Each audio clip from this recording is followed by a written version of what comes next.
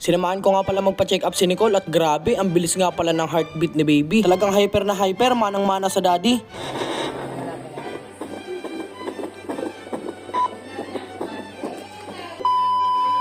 Ngayong araw na umaga at today, magpapacheck up nga pala si Nicole. Kasi guys, nung nakaraang araw nga pala, ay hindi nga pala natuloy yung check up ni Nicole. Gawa ng tinopak daw yung doktor niya. Kaya naman sinabihan kami na bukas na raw kami bumalik. Kaya naman tara, samahan nyo kami. Halika na at sayangin natin yung 5 minuto mo para sa akin. At ayun na nga guys, bumiyaya na nga pala kami dahil tinotopak na nga pala si Nicole. Grabe talaga yung topak ni Nicole, daig pa yung silver swan na toyo. Bakit kaya ganyan yung mga babae, no? Pag inabutan talaga ng topak, akala mo pang artista. Eh pang extra lang naman sila. Kaya guys, kapag tinotoyo yung mga syota nyo, maging suka kayo para patas yung laban. O kaya naman patis para naman pantay talaga yung laban. Kapag nagagalit yung mga asawa nyo sa inyo, magalit din kayo para hiwalayan yung kakalabasan. Diba? Parang exciting yun, no? At yun na nga guys, maya nga lang pala, nakarating na nga pala kami sa barangay hall. O baka isipin nyo may isusumon kami ha, magpapacheck up lang kami pre. Grabe, ang aga pala namin pumunta sa health center. Kasi guys, pagkadating namin, si Nicole pa lang yung magpapacheck up. Kaya naman pumasok na kami kaagad para ma-check upan na agad si Nicole. At yun na nga guys, pagkapasok nga pala namin, inumpisa na nga palang tanongin si Nicole. Tatanungin nga pala siya ng nurse kung kamusta na raw yung pakiramdam niya. Kasi ang alam ko sa mga buntis, palaging galit. Lalo na kapag walang pera. Naku, magsusuper science talaga siya. Katulad ni Nicole, na kapag wala nakikitang pagkain, lumalapad yung ilong. At kaya ganyan yung mga buntis, no? Buti na lang mahaba yung pasensya ko. At yun na nga guys, pagkatapos nga palang tanungin si Nicole about sa mga nararamdaman niya, pinahiga naman siya para daw i-sound check yung heartbeat ni baby. I-check daw ni ma'am si baby, baka kasi nagdi-DJ na sa loob ng tiyan ni Nicole.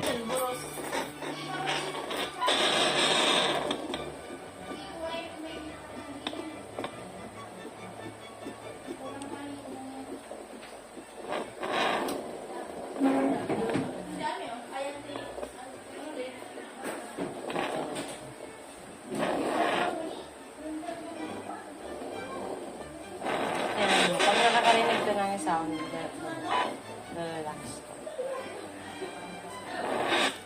Ayun,